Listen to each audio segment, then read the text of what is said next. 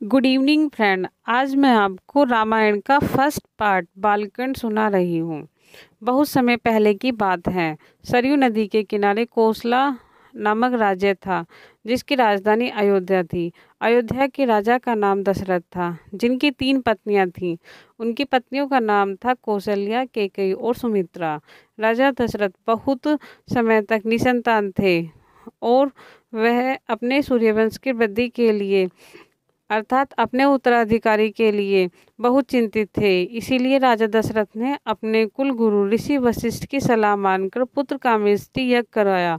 उस यज्ञ के फलस्वरूप राजा दशरथ को 4 पुत्र प्राप्त हुए। उनकी पहली पत्नी कौशल्या से प्रभु श्री राम, कैकेयी से भारत और सुमित्रा से लक्ष्मण और शत्रुघ्न का जन्म हुआ। उनके 4 पुत्र दिव्य शक्तियों से परिपूर्ण और यशस्वी थे।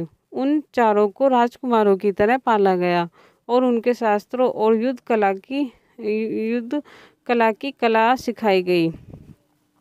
जब प्रभु श्री राम 16 वर्ष के हुए, तब एक बार ऋषि विश्वामित्र राजा दशरथ के पास आए और अपने यज्ञ में विघ्न उत्पन्न करने वाले राक्षसों के आतंक के बारे में राजा दशरथ को बताया और उनसे सहायता मांगी। ऋषि विश्वामित्र की बात सुनकर राजा दशरथ उनकी सहायता करने के लिए तैयार हो गए और अपने सैनिक उनके साथ भेजने का आदेश दिया। पर ऋषि विश्वामित्र ने इस कार्य के लिए श्री राम और लक्ष्मण का चयन किया। श्री राम और लक्ष्मण ऋषि विश्वामित्र के साथ उनके आश्रम जाते हैं और उनके यज्ञ में विघ्न डालने वाले राक्षसों का नाश करते हैं।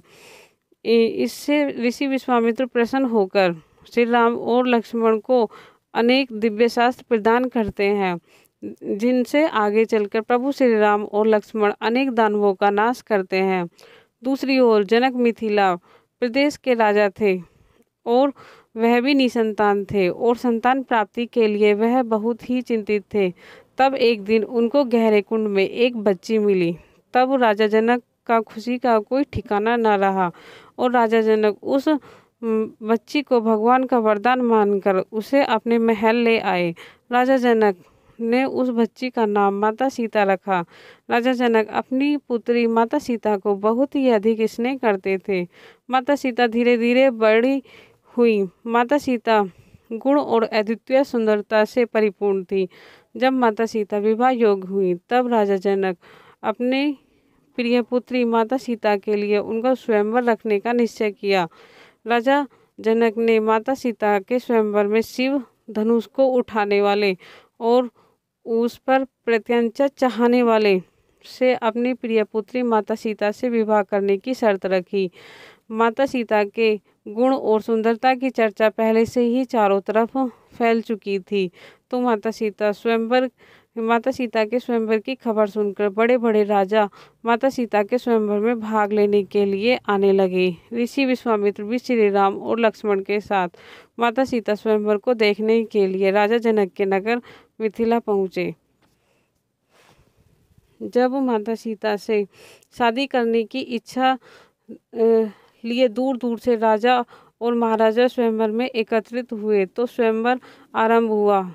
बहुत सारे राजाओं ने शिव धनुष को उठाने की कोशिश की, लेकिन कोई भी धनुष को हिला भी नहीं पा रहा था। उठाना तो बहुत दूर की बात है। वह सब देखकर राजा जनक चिंतित हो गए। तब ऋषि विश्वामित्र ने राजा जनक की चिंता दूर करते हुए अपने शिष्य श्री राम को उठने की अनुमति दिया। प्रभु श्री राम अपने गुरु को प्रणाम कर उठे।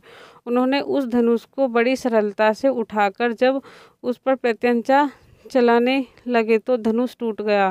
राजा दशरथ ने शर्त के अनुसार प्रभु श्री राम से माता सीता का विवाह करने का निश्चय किया और साथ ही अपनी अन्य पुत्रियों का विवाह भी राजा दशरथ के पुत्रों से करवाने का उन्हें निश्चय किया।